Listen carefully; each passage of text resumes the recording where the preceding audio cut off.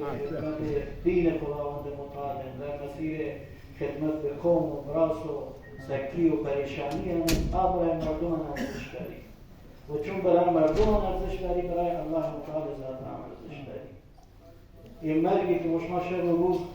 وای دست و پنجه در نکنن هر روز یک عزیز را شدست دیان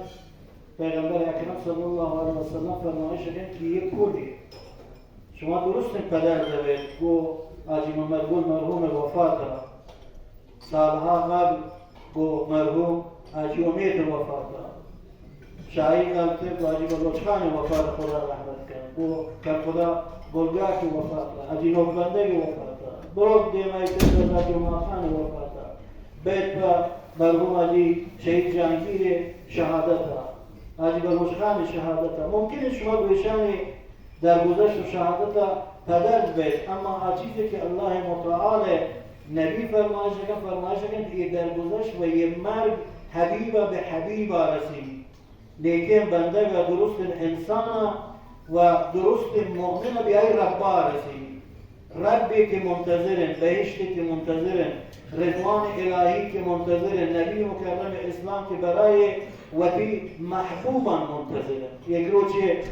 نبی مکرم صلی الله علیه وسلم و صحابه کرام تشریف فرمایش کو که متى القا احبابی یا الله کدیم وتی محبانا وتی محبوبانا کدیم ملاقات کنیم.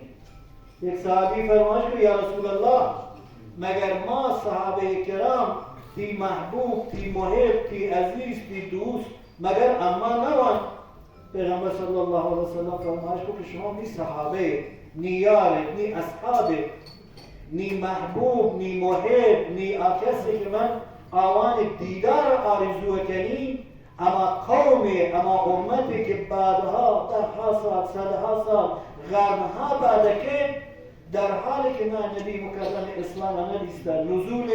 جبرائیل علیه السلام مشاهده نکرده وحی نازل بوده اذا نبوده سالها بعد که قرنها بعد که اما به من نبی مکرم صلی اللہ علیه وسلم ایمان کرد اب که آنش همه شما عزیزین همه شما براسن که وفات کردن شه دنیا شدن ایشان نیکن و چون نیکن رسول اکرم صلی الله علیه وسلم فرمایش کن و انا الیهم بالاشواق من نبی مکرم صلی الله علیه وسلم بسیار شوق داری که هنچه مؤمن و هنچه مسلمان رو دیدار کنیم ایشان ملاقات کنیم. وقتی یک عزیز این نیکش دنیا رو برکت شاسر نمی نجاوری مش مسئله کنن حضرت مولانا عبدالعزیز رحمت الله علیه وفات کو گم گوهای شده برکات بازی شده دیگه عالم شده من تمام وفات کردم بلوچستان رسه کنه بسیار آزمون و امتحان مردمان سرا منطقه مردمان سرا همچنین وقتی مرحوم آجی محمد کل وفات کو